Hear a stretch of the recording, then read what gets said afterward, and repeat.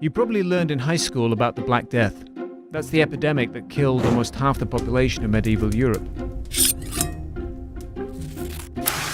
When the epidemic struck, people didn't know what had hit them. Some blamed constellations of the stars, but many blamed Jews who they said had been poisoning their wells.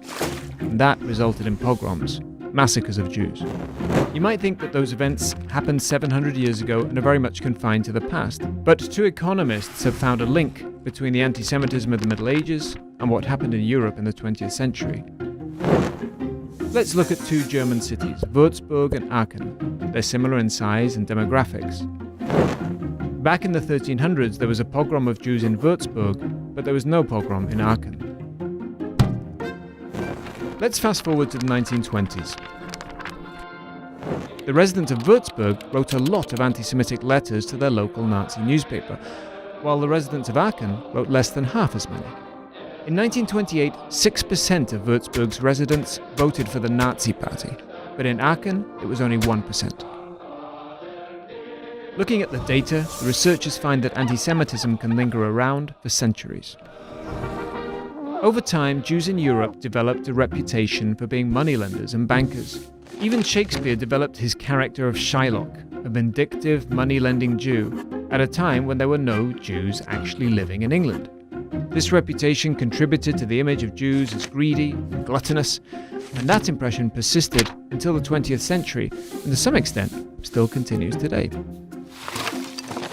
Researchers have analysed what that means for areas that have historically seen episodes of anti-Semitism. They find that Germans in these areas don't trust the stock market as much as other Germans do. They don't trust banks. They prefer to keep their money in cash. They're less likely to have a mortgage. What's more, anti-Semitism can devastate the middle class. Think about what happened during the Holocaust when the Nazis removed large numbers of Jews from the areas they controlled. That created a massive economic and social shock in those regions.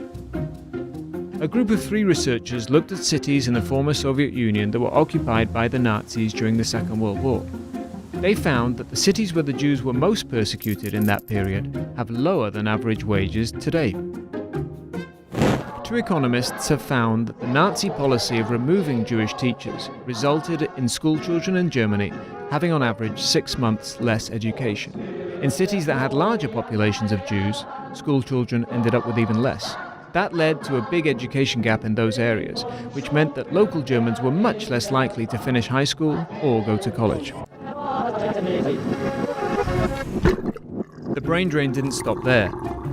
A whole generation of scientists fled Nazi Germany, which, according to one economist, hurt the German universities more than the bombs ever did. The scientists who stayed in Germany, on average, became less productive because many of them had lost their co-authors. Some of those scientists who had escaped, many of them going to the US, won Nobel Prizes, and they ultimately went on to develop the atomic bomb. Of course, Jews are not the only group that people have blamed for society's woes. Today's rhetoric is a good example of that. Anti-immigrant and ultra-nationalist groups are making political headway around the world. The politics of intolerance and the politics of prejudice seem to be getting noisier and noisier. So, if we're looking for a way to turn down the volume, maybe we should consider the historical data.